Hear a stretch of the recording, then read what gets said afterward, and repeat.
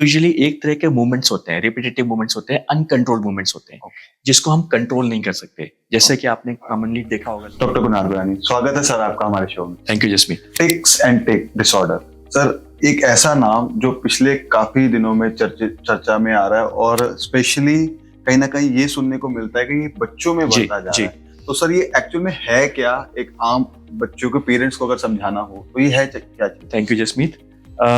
जैसा आपने नाम लिया टिक्स एंड टिक्स डिसऑर्डर्स का, ये आप एकदम ठीक कह रहे हो कि आज के टाइम पे ये नाम हमें बहुत कॉमनली सुनने में आता है।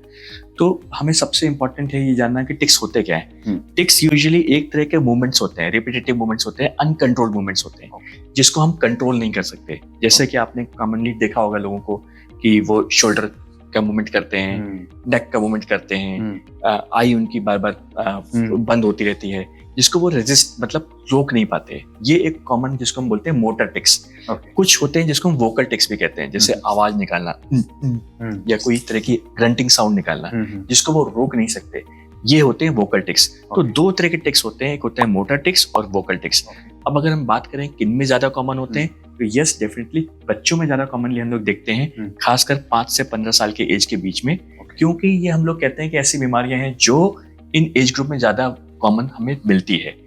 अब अगर मैं बात करूं कि पिछले कुछ दिनों में जैसे हमने कोविड का टाइम देखा, या अब हम आज की जो दिनचर्या हमारी है, जो हमारी नॉर्मल लाइफ होती है, बहुत न्यूक्लियर फैमिली है, बच्चे पेरेंट्स के साथ ही रहते हैं, ऐसे में बच्चों को ये प्रॉब्लम होने के चांसेस हमेशा बढ़ जाते हैं।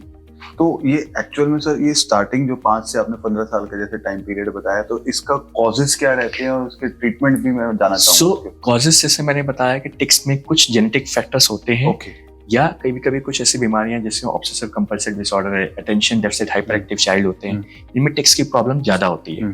कुछ बीमारियां स्पेशली जिसको हम टॉरेस सिंड्रोम कहते हैं, ये ऐसी बीमारियां होती है जो 1 से 2% में हमें मिलती है, उसमें टिक्स कॉमनली होते हैं। लेकिन हम उसको डायग्नोज कैसे कर सकते हैं? सिंपल, हमारे पास जो मैंने बताया सिम्टम्स, उसके आधार पे कुछ इन्वेस्टिगेशंस हैं, स्कैन्स हैं, ब्लड टेस्ट हैं, उसमें हम बता सकते हैं कि पेशेंट को टिक्स है कि नहीं है। और ट्रीटमेंट की बात करें तो हमारे कुछ दवाइयां होती हैं, ड्रग्स होते हैं, जिसको हम आसानी से पेशेंट को दे सकते हैं, बच्चों को दे सकते हैं। बहुत लंबे टाइम तक नहीं चलते हैं, कुछ टाइम तक चलते हैं, क्योंकि मैंने बताया 5 से 15 साल, कई बार 15 ईयर्स के बाद ये टिक्स अपने आप कम भी हो जाते हैं। कुछ बिहेवियरल थेरेपी भी हम लोगों को एडवाइस करते हैं, इनमें दवाइयां काम नहीं कर पाती।